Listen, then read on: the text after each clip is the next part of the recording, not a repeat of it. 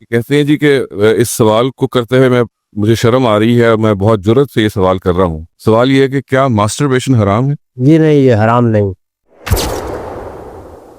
ये बहुत अच्छी तरह समझ लीजिए कि हमारे दीन में जो चीज़ हराम की गई है वो किसी गैर से जिनसी ताल्लुक पैदा करे। ये बात को कुरान ने भी वाज़ेह कर दी है और अहले इल्म ने भी इसको ठीक समझा है। कुरान ने बहुत वाज़ेह कर दी है। ये नए स्कॉलर हैं जिनकी आपने वीडियो समाअत फरमा ली है, जावेद अहमद गामदी इनका नाम है। ये कैसा दीन चाहते हैं, ये माशरे में क्या चाहते हैं, इसको मैं आप एक मिसाल से समझाता हूँ। ये शराब की बोतल है। अब इस शराब की बोतल का जो ऊपर स्टिकर लगा हुआ है शराब का, उसको हटा दो और उसके ऊपर लेबल स्टिकर शरबत का लगा लो। अब ये पी लो, आपके लिए जायज़। ऐसे स्कॉलर नौजवान तबके को बिगाड़ रहे हैं। ऐसे स्कॉलर जो हैं माशरे के बिगाड़ का जरिया और सबब बन रहे हैं।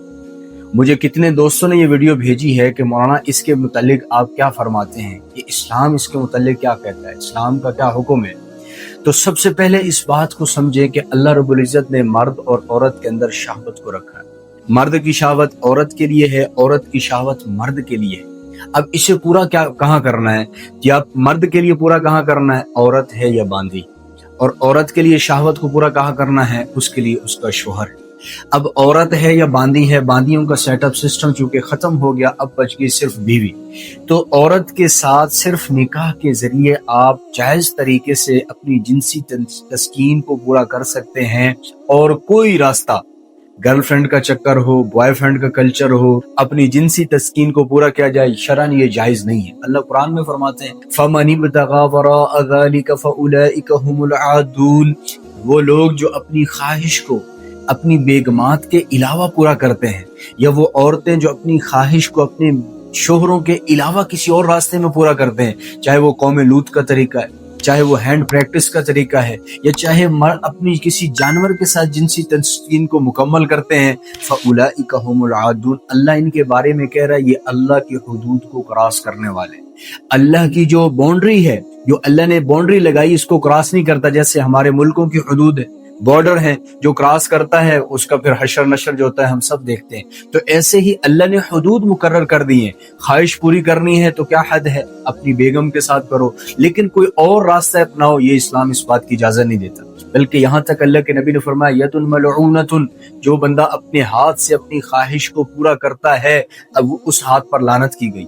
फिर सातों आसमान के फरिश्ते, सातों आसमान, सातों जमीन, अल्लाह उसके रसूल की उस बंदे पर लानत है जो बंदा अपने हाथ से प्रैक्टिस करता है। तो अपनी ख्वाहिश को अपने हाथ से कौम लूत वाले तरीके से या किसी जानवर के साथ पूरा करना, यह गुनाह कबीरा है और इस्लाम में हराम कहा। उस्मान बिन मज़ऊन रज़ियल्लाहु तआला अन्हु अल्लाह के नबी के पास आए और अर्ज की या रसूल अल्लाह, हम सफर में होते हैं, शहवत हम पर गालिब आ जाती है, बीवियां हमारी हमसे दूर होती हैं, तो क्या आया अल्लाह के प्यारे रसूल हम अपने आप को खसी करवा सकते हैं, हम अपने आप को अपना ऑपरेशन करवा सकते हैं? फनहाना, अल्लाह के नबी ने मना फरमाया कि नहीं नहीं नहीं, अपने आप को खसी नहीं करवाना। लो अजाज़ना लखसमना, हजरत उस्मान फरमाते हैं अगर अल्लाह के नबी हमें इजाजत दे देते तो हमने अपने आप को खसी करवा देना। तो शहवत के पूरे होने की जगह सिर्फ बेगम है, सिर्फ अपनी बीवी है, और कोई रास्ता नहीं है जहां मर्द अपनी शहवत को पूरा करे, या कोई और रास्ता नहीं जहां बेगम अपनी ख्वाहिश को पूरा करे सिवाय मियाँ बीवी के। तो इसलिए निकाह को आम करें।